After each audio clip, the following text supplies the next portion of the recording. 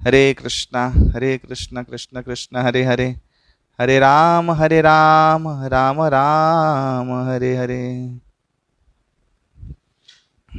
हरि ओम तत्सत। तो कल हम लोग ब्रह्म मुहूर्त में उठने तक, यानी हम लोग क्लीननेस के जो पहला शुभ आरंभ है वो है प्रातः सुबह उठना।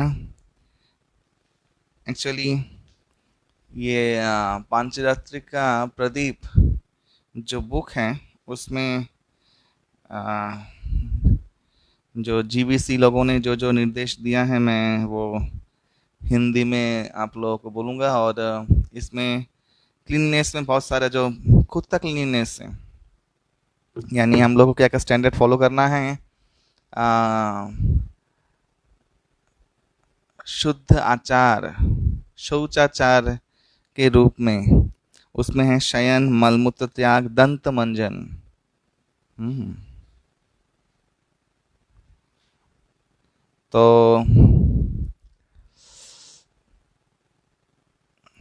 पहला है कि हर दिन प्रातः ब्रह्म मुहूर्त में शयन त्याग करना है। ब्रह्म मुहूर्त का मैंने इंपॉर्टेंस कल कहा था कि ब्रह्म मुहूर्त में गाढ़ सत्वगुण रहता है। इस सत्वगुण के प्रभाव से हम लोग सत्वगुण में ज्ञान, और ज्ञान से फिर विज्ञान का उन्मेष होता है।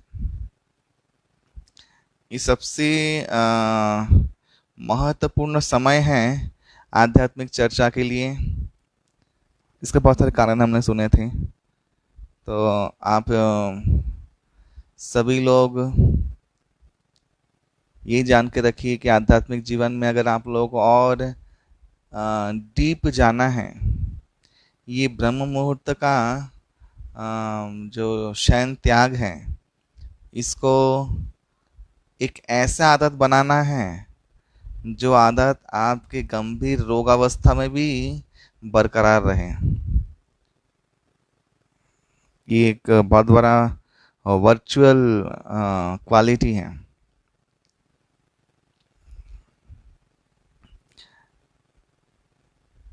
शयन के कुछ कुछ जो नियम है, ब्रह्म मुहूर्त में उठने का जो प्रैक्टिकल प्रयोग है, व्यवहारिक प्रयोग है, वो हम लोगों ने, ये मैंने कल भी कहा था कि आपको जल्दी उठना है तो जल्दी बेड में जाना है। रात को बहुत ही लाइट आहार करना है, स्पेशली गर्म दूध, सूप इत्यादि बहुत लाइट, वो भी बहुत अर्ली, 8 बजे से पहले हो तो बहुत अच्छी बात है।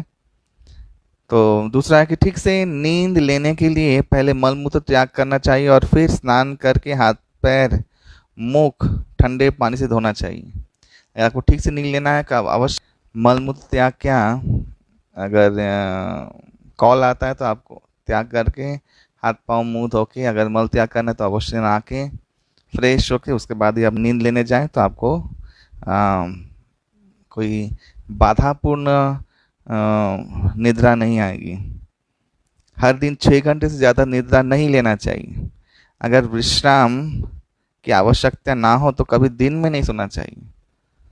ये बहुत ही इम्पोर्टेंट है। अगर आप 6 घंटा सो रहे हैं तो प्रभुपाद जी ने कहा है कि योग अभ्यास में सब कुछ नियमित, आहार विहार निद्रा ये सब नियमित, युक्ताहार विहारस्य, भगवान ने गीता में भी कहा है, ये योगी का दिनचर्या है। अवश्य ही 6 घंटे से ज़्यादा सोना नहीं चाहिए। बहुत लोग, मैं देखा है कि भक्त लोग 6 घंटा सोते हैं, कैसे कि 12 बजे रात को सोएंगे, 4 बजे उठ जाएंगे, 4 घंटा हुआ, फिर दोपहर में 2 घंटा सो जाएंगे, तो 6 घंटा ही हो रहा है नींद। लेकिन ऐसा भी ठीक नहीं है। अगर हो सकता, अगर बहुत ज़रूरी नहीं हो, जहाँ पे बहुत सारे भक्त हैं वहाँ पे ऑब्वियसली सेवाओं का उतना लोड नहीं होता है, तो वहाँ पे आप ये नियम पालन कर सकते हैं। अगर कम भक्त हैं, सेवा ज़्यादा है, तो सेवा को कुछ कुछ सेवाएं ऐसे समय में डिवाइड होना चाहिए कि ताकि आप ठीक समय में सो पाएँ। या एक और चीज़ है कि अगर सेवा का लोड आपके ऊपर ही है तो वो निरुपाय हैं, तो आप फिर ऐसा कर सकते हैं। लेकिन ये इस आदत में रहना ठीक नहीं है। 1-2 दिन हो, कुछ सेवा का लोड हो, वो अलग बात है, लेकिन इस आदत में रहना ठीक नहीं है। यहाँ पे सब कुछ वही आदत है। याद रखिएगा। एक बार जो सीख लिया वो बस चलता रहेगा। जैसे कि बहुत लोग बहुत क्विक जप करते हैं। तो मुझे कितना जप हुआ है मेरा? हो गया प्रभु जी, तो अभी 20 माला हो गया है। जो समय में 16 माला पूर्ण नहीं होता उसका 20 माला हो गया है। तो अवश्य ही आप मंत्र कुछ खा जा रहे हैं।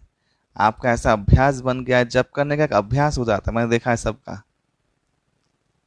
घूम घूम के जप करना और बातें कर करके जप करना। फिर एक और जप चलता है, वह कॉन्स्पिरेसी जप। यानी जप करते करते जो अथॉरिटी लोग हैं वो सोचते हैं किसको टाइट मारेंगे आज, किसको स्क्रू कस करेंगे। हाँ, आज मीटिंग में इसको टाइट देना है, आज लॉबी बनाना है इसके लिए। तो ऐसे भी बहुत सारे जप होते हैं, कॉन्स्पिरेसी जप जिसे बोलते हैं। तो ये सब करके हम लोगों का क्या लाभ है? भावो ना के हो कि भक्ति मार्ग, श्री श्रीमद राधा कुंज स्वामी महाराज बोलते एक दूसरे चिड़िया का नाम है। भक्ति में हम लोगों का सिंसियरिटी, एब्जॉर्प्शन, तल्लीनता का ही एकमात्र प्रयोग होना चाहिए। जितना हम लोग एब्जॉर्ब हो रहे हैं, जितना हम लोग डीप में इसका चिंतन, इसका मनन सीरियस है। मैं देखा ऐसे भक्त लोग कभी निरुत्साही नहीं होते। ऐसे भक्त लोग कभी भी, उनको मोटिवेशनल स्पीच की कोई ज़रूरत नहीं है। एक्चुअली मोटिवेशनल स्पीच बोल के कुछ होता ही नहीं है। लेकिन उनको कोई मोटिवेशन की ज़रूरत नहीं है। भगवान ने गीता में सबसे उच्च मोटिवेशनल स्पीच दिया है। I think that is enough. Enough, और वो सबसे हाई क्लास है। उससे अच्छा और कोई मोटिवेशनल स्पीच नहीं दे सकता कभी भी किसी काल में, क्योंकि वो नारद इत्यादि सब ऋषियों के द्वारा अनुमोदित है। तो कोई आदत बना लेना, हरे कृष्ण राम राम हरे कृष्ण राम राम राम हरे हरे हरे कृष्ण हरे राम राम। मैंने आधा जो मंत्र है वो ऐसा अभ्यास कर लिया है। बहुत लोग ऐसे ऐसे करके एक एक 12-12 साल माने एक एक युग बिता देते हैं। हाँ, और ऐसे ही रहते हैं। तो ना तो एक मंत्र कभी जप कर पाए, ना ही तो एक मंत्र कभी सुन पाए। तो और कुछ कुछ लोग का आदत है, ये एक प्रथा चली आ रही है जैसे इस्कॉन में अभी, कि जब करते करते थोड़ा सा हरे कृष्ण सुधाना, राम राम राम हरे हरे हरे, हरे कृष्ण मान एक एक मंत्र में हरे हरे की तरह में सोदाना, फिर उठना लास्ट हरे हरे में, एक ट्रेडिशनल। तो वो जो आदत, आप जितना भी आदत जो भी इसमें डालोगे वो आदत आपको मूल वस्तु से हमेशा अंधेरे में लेके चला जाएगा। विक्षिप्त मन, चिड़चिड़ापन, भक्ति में कोई लाइफ नहीं है, वो मुंह देख के ही लगेगा आपका। आप सब कुछ कर रहे हैं, ब्रह्म मुहूर्त के मंगलारती में आ रहे हैं, लेकिन वो सब वही मन भगवान को भूल के वो भक्ति क्रिया में युक्त है। वो उत्साह नहीं है, खुशी नहीं है, किसी भक्त से अच्छे से बात कर नहीं सकते। हाँ, तो ये सब जो चीज़ है वो एक ही है, वो है वो विक्षेप। वो है हम लोगों ने आदतों को सुधारा नहीं। भक्ति में आके भी एक अपने मिथ्या अहंकार का जो प्रतिष्ठा करने का टेंडेंसी है वो बनाए रखा है। मैं उन सब को हमेशा टोकता हूँ जो जब ऐसा करते, क्योंकि वो मेन चीज़ है जिसमें हम लोग अगर कंप्लिसिएंट हैं तो हमारा आध्यात्मिक जीवन का क्या गति होगा, वो तो मुझे डर लगता है देख के।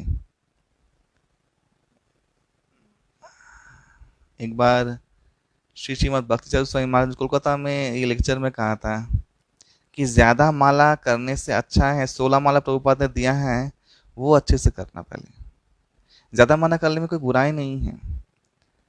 प्रभुपाद जी का जो जप टेप है, या तो मशीन में देखते हैं हरे कृष्णा के सुंदर प्रभुपाद जी बोल रहे हैं, आप मिला मिला के जप कीजिए, आपको सब समझ में आएगा। समय सीमा कितना माला कितने में कितने घंटे में होता है, आपको सब समझ में आ जाएगा।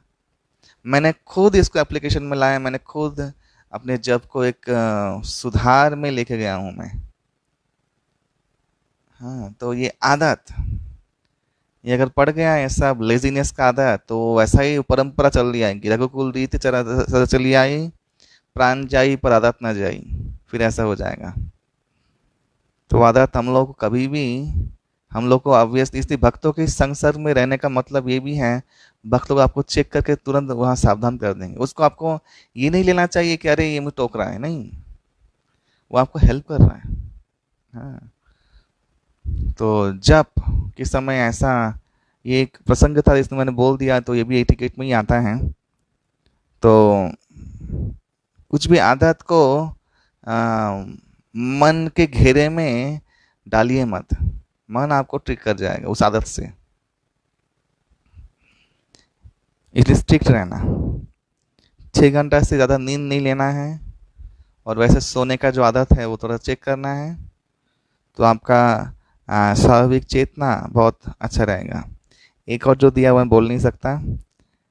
मानसिक और शारीरिक रूप से स्वास्थ्यकर निद्रा रात को 9 बजे से 3 बजे तक होती है। ये बहुत साइंटिफिक है, ये मैंने बहुत जगह पे सुना भी है, बहुत अलग इंस्टीट्यूशन की जगह में भी सुना है, तो ये एकदम वास्तविक है। सुबह जल्दी उठने के लिए शाम 7 बजे से पहले हल्का प्रसाद भोजन लेना चाहिए, अगर आपको ज़रूरत हो तो। जैसे मैं, बहुत सुंदर सिस्टम है कि 10 बजे फुल मील प्रसाद होता है, रोटी सब्जी सब कुछ, तो बहुत भक्त लोग अच्छे से खा लेते हैं। फिर 4 बजे वैसा ही मील होता है, दाल रोटी चावल सब्जी वगैरह, लेकिन 4 आइटम बस, तो 4 बजे खा लिया, तो रात को अवश्य ही माने भूख नहीं लगता है, या कभी और खाने का माने इच्छा नहीं होता है। तो दूध लिए सो गए, सुबह सुबह एकदम बहुत सुंदर, उसे बोलते हैं बंगाल में झरझरे, एकदम जैसे खुला खुला एकदम, तो नींद भी नहीं आएगा, बहुत सुंदर। जब में मंगल आरती में सब जगह, तब बहुत ही एक एक उत्साहपूर्ण हमारी फिजिकल प्रेजेंस रहता है।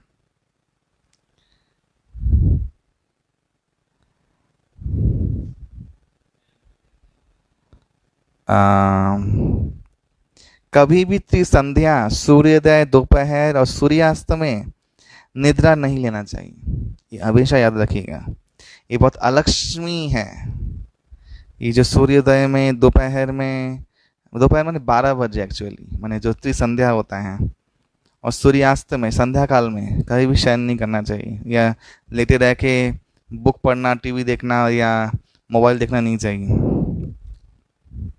बाएं तरफ करवट लेके नींद लेना अच्छा है, कभी भी उल्टे होकर सोना नहीं चाहिए। ये जो ऊपर होके, बहुत ऊपर वो क्या बोलते हैं, जस्ट उल्टे होके मगरमच्छ जैसे सो जाना, ऐसा ठीक नहीं है। हर समय पूर्व या दक्षिण दिशा में सिर रखकर निद्रा लेना चाहिए, क्योंकि पूर्व दिशा में सर रखकर सोने से सात्विक ज्ञान का प्रकट होता है, और हमारी चेतना शुद्ध होती है, और हम लोग को आध्यात्मिक बल लाभ होता है। ये बहुत ज़रूरी है, स्पेशली ब्रह्मचारियों के लिए। पश्चिम और उत्तर की तरफ सिर रखकर सोने से दुश्चिंता और अकाल मृत्यु का कारण उत्पन्न होता है। तो ऑब्वियसली किसी को अकाल मृत्यु नहीं चाहिए है, तो ये शयन का कुछ कुछ एटिकेट। अच्छा, शयन के बारे में एक और जो यहाँ पे लिखा नहीं मैं बोलना चाहता हूँ।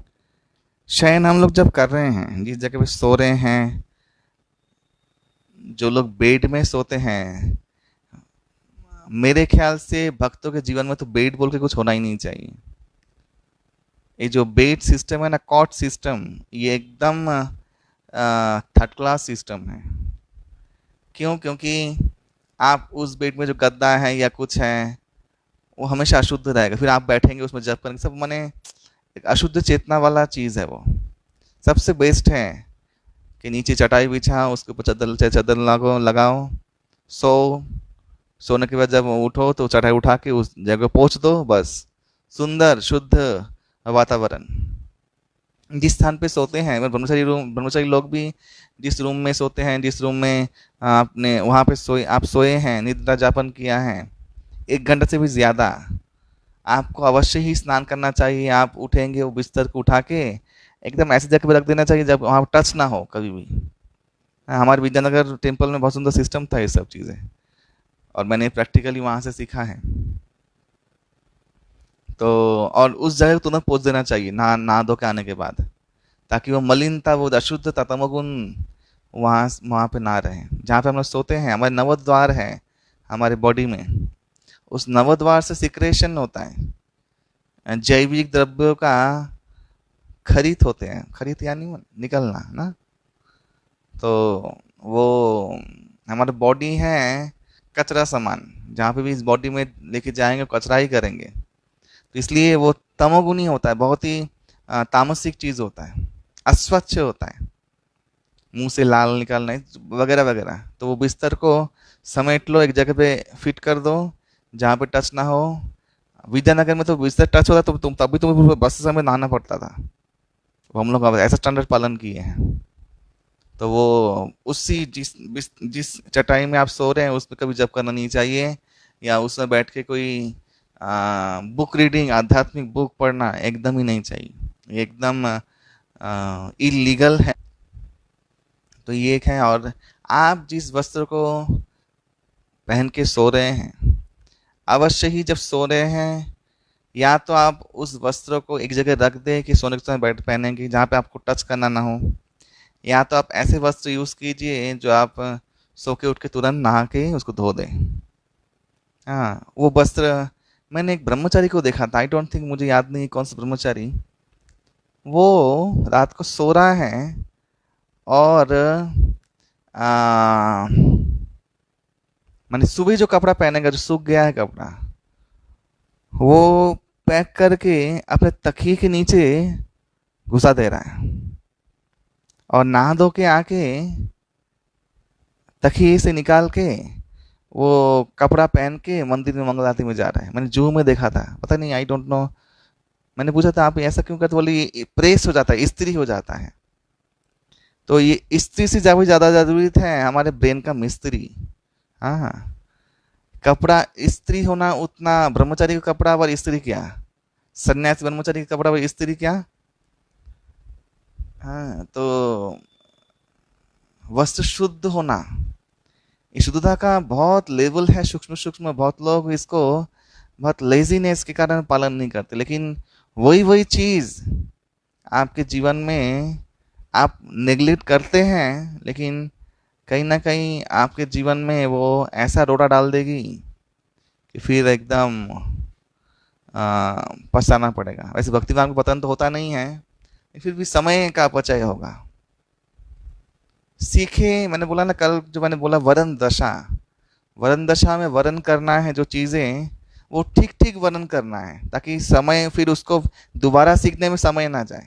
समय का बहुत वैल्यू है, ठीक ठीक रूप से वर्ण करना है। बहुत लोग मैंने देखा है नहा धो के आए हैं, वो जिस चटाई में सोए थे उस चटाई में आके बैठ के तिलक कर रहे हैं। अरे अगर चटाई में जो चटाई या जो कुश का होता है वो तो शुद्ध होता है, वैसे कुश की चटाई में अशुद्धि नहीं होता है, वो एक कारण है। लेकिन जो कुश की चटाई नहीं है, प्लास्टिक का है, या जिसमें सो रहे हैं आप, उसमें आके आप बैठ के तिलक कर रहे हैं, एकदम ठीक नहीं है। ये अशौचाचार है, ये शौचाचार नहीं है। तो ये है शयन के बारे में ऑल इन ऑल जो बोला मैंने, आप लोगों को ध्यान रखिएगा।